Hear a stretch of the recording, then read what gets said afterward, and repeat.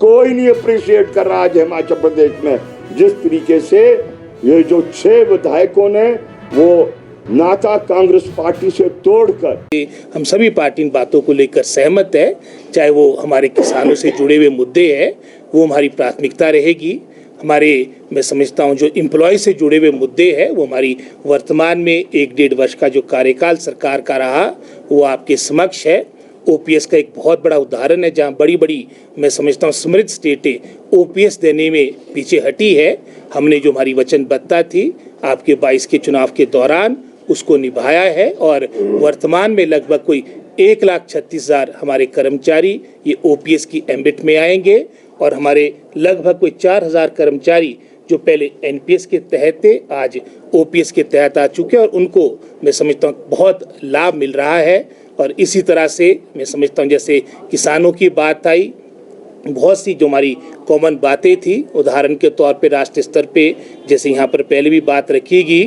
पूरे इनके भाजपा सरकार के कार्यकाल के दौरान जहाँ इन्होंने वादा किया था 14 में 19 में कि हम किसानों की आय दुगनी करेगी, लेकिन इसके विपरीत किसानों के हकूक खत्म करने का हर संभव प्रयास भारतीय जनता पार्टी ने किया। और इनके कार्यकाल के दौरान आपके हमारे किसान आपके आंदोलनग्रस्त रहे और लगभग कोई 800 से अधिक हमारे किसान शहीद हुए, क्योंकि आपका सारा इनका पीरियड आंदोलन में गया। हमने ये वादा किया है, अब एमएसपी को कानूनी, मैं समझता हूँ, राइट देंगे, दर्जा देंगे। जो सहमति होगी हम आपको इंश्योरेंस देते हैं कि जो आज से पहले था वो आज नहीं है, जो आज के बाद होगा वो तब वो होगा। वो एक जैसी परिस्थिति नहीं होती है, वो हमेशा चेंज हो रहा है। एक देश की जनता में भी एक नई चेतना आ रही है। कोई नहीं अप्रिशिएट कर रहा आज हिमाचल प्रदेश में जिस तरीके से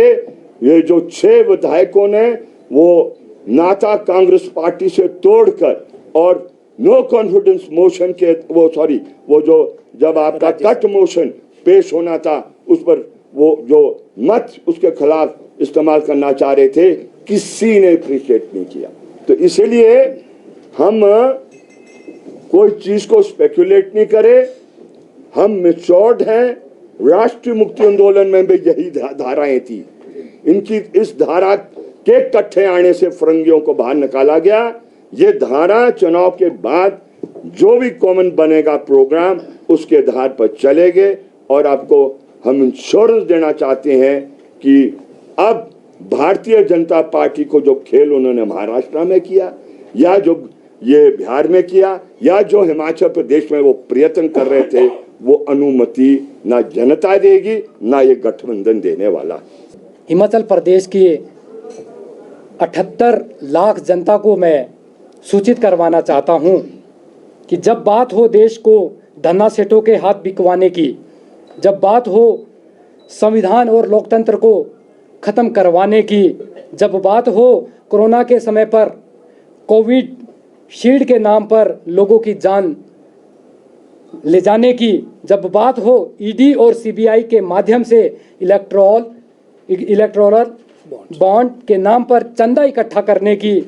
जब बात हो सरकार के कारनामे, चंदा चोरी, जुमलेबाजी और वोट चोरी करवाने की, जब बात हो लोगों के संवैधानिक अधिकार शिक्षा, स्वास्थ्य और रोजगार ना दिलवा पाने की, अंत में जब बात हो विपक्ष के बड़े नेताओं को जेल और उनकी पार्टी के खाते बंद करवा कर अकेले चुनाव लड़ जाने की, तब एक ही पार्टी का नाम आता है और वो पार्टी है बीजेपी,